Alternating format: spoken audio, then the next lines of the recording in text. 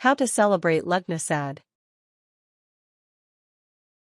Lughnasadh, Lu-na-sa, or Lammas, its Christianized name, heralds the first harvest, not yet summer's end, Samhain, but ever closer to autumn. It celebrates the first of the crops being harvested and is often related to bread corn and berries. The goddess is still mother and consort is still Holly king, both thankful for the gift of the child they've been given and the success of their kingdom.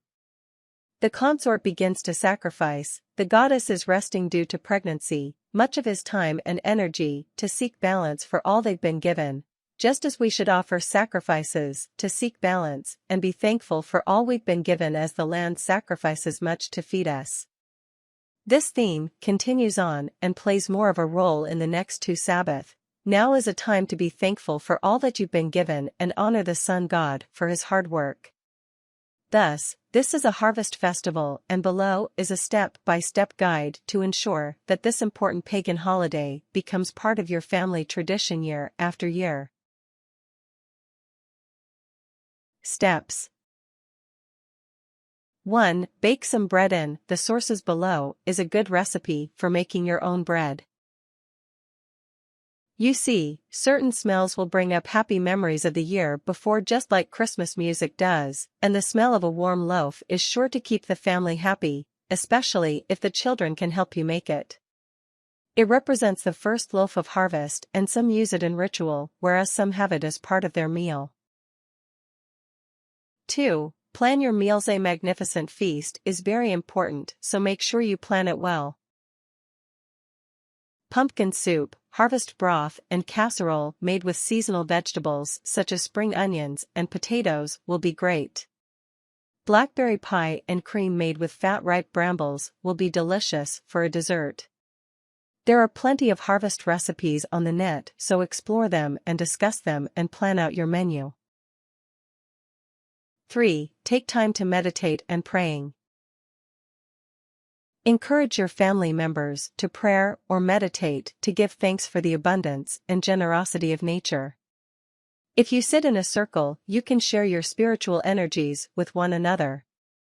Do this in the garden or somewhere natural and quiet and hope the weather stays fair and bright. Some will use the loaf they have baked to eat after their ritual. It's because of nature that they can enjoy this food. You could always have the meal on the late afternoon and go for a picnic for lunch in the warm countryside with all the family. 4. Go to a local festival. Harvest is a popular time of year for anyone whatever their religion, so it's no wonder why many villages and towns have their own celebrations. Try to attend one of these even if they're a bit out of your way. It will get the family into it more to see other people having fun in ways that can only be done in community games. Perhaps you could even get work joining in the harvest and truly get into the spirit of it all. 5. Tell stories about the Lughnasadh. If you have young children, think of a story and tell it to them either the night before or on the day itself. It will be easier for them to understand the festival like this. Try singing some songs as well to the wheels on the bus, e.g. The leaves on the tree come falling down, falling down, falling down, which was invented by Tracy Rowe. Tips. Make food that will only be eaten on that time of year, like pudding would at wintertime. This will bring back sentimental memories of the family time you spent together. Try to make something different that will be associated with that period.